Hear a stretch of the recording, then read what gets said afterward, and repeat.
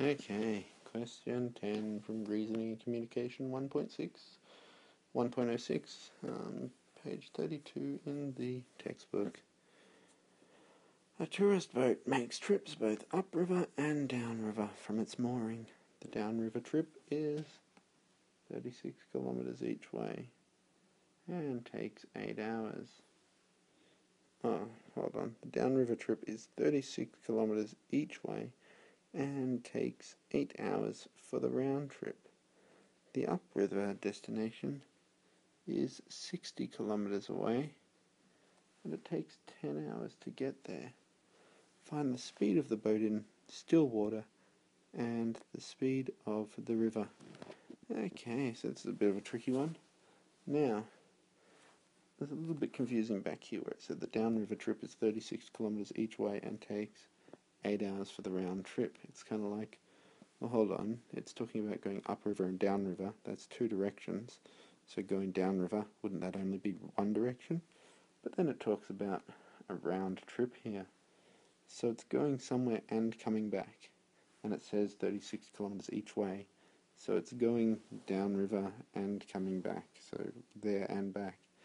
And then the upriver destination is 60 kilometers away, blah blah blah. So maybe that means we have a town here and a river, and it's a town on the river where the boat leaves from. When it goes downriver this way, when they go down and back, it's, what does it say, 36 kilometers each way and 8 hours, 36 kilometers each way and 8 hours for the round trip. So you could say 4 hours each way, ditto ditto. And then there's an upriver part, so maybe it goes up here and it says the upriver destination is 60 kilometers. So 60 kilometers one way. And it takes 10 hours to get there, so they've just given us the time to get there this time rather than the return time. 10 hours one way. Okay, so when you draw a picture, sometimes it can help. Especially when worded problems can get so complicated, so always good to draw a picture to help you work out what numbers are relating to what part of the real world problem. So find the speed of the boat in still water and the speed of the river. Okay, not quite sure how we're going to do that yet, but we'll see how we go as we go. Let's try and work out some equations. So, okay, I paused it so that you didn't have to sit there listening to me thinking for 5 minutes while I found a mistake in my own diagram. So I've made an assumption here that when it says the downriver trip is 36 kilometers each way and takes 8 hours for the round trip, I've made the assumption that, well, each direction of the round trip is at the same speed.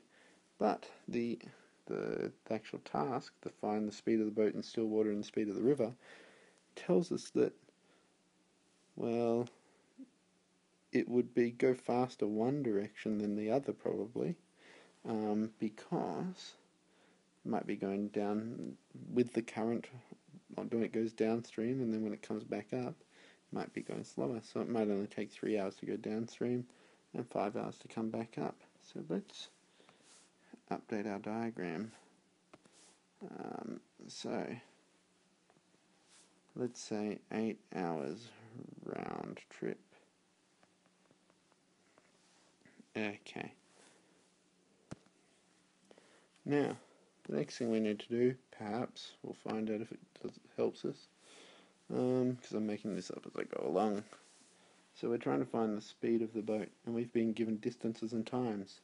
So we need to remember that speed equals distance over time. So why is that? Like 80 kilometers per hour. So that's a speed, for example, and it was a distance divided by time. In this case, we have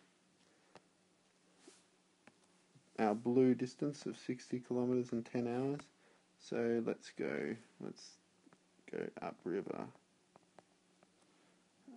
speed equals distance over time, d over t, which equals 60 over 10, which equals, well, 6 kilometers per hour.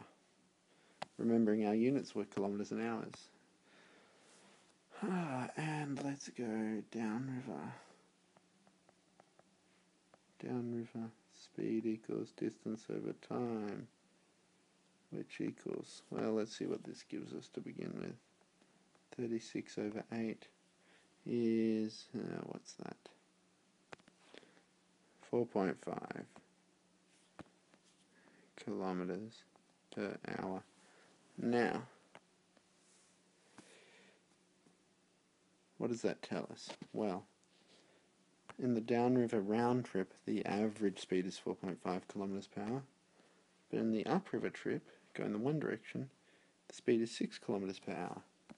So that would mean that you could assume that in half of your downriver trip, when you're going back upriver, this red arrow, you're actually going to be travelling at 6 kilometers per hour, just as you would in your normal upriver trip, rather than 4.5 kilometers per hour. So that would mean, well, let's take half the distance of our downriver, our downriver trip is 36 kilometers each way, and I just found a mistake there anyway. 36 kilometers each way, so that would actually be 72 kilometers total, which would be 9 kilometers per hour. Yeah, whatever. 9 kilometers per hour. So we can assume that upriver, on the red arrow, it travels at 6 kilometers per hour. So if when travelling upriver from the downriver location, if S equals D on T, and we know S equals 6 kilometers per hour for our red arrow, and the distance we know is 36, we can find the time, and so that's a 6, not a B, so 6t equals 36, and so t equals 6 hours. Okay, just quickly check my working. D was 36, wasn't it? Yep, and 6 kilometers per hour. Cool. Okay, so the time to travel up that red arrow is 6 hours, which would mean the downriver time we can update. So downriver time is now 2 hours. Upriver time is 6 hours. Try and link that to that arrow. 6 hours.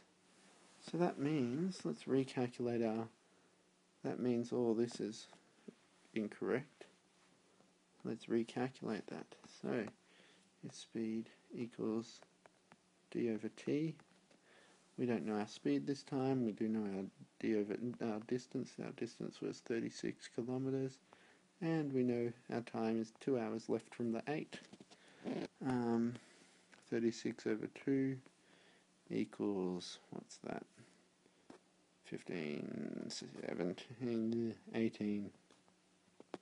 So speed was 18 kilometers per hour. So it's moving bloody fast when it goes downriver with the current. Okay, so we've worked out a bunch of speeds and distances and things from the information we were given. We're given a bunch of random information, and it's seemingly an unrelated question. So the way I'd work through this, and the way I have worked through this, not having done any of it before starting this recording, is kind of, I guess, pull it apart, see what you can reason out from the information you're given. So we knew that we were looking for various speeds, because the question asked us find the speed of the boat in still water and the speed of the river. Currently, still not sure how to do that, but let's work it out. I might pause it and have a think. Okay, so what I've got so far, find the speed of the boat in still water and the speed of the river. Well, say you said if one variable was the boat speed.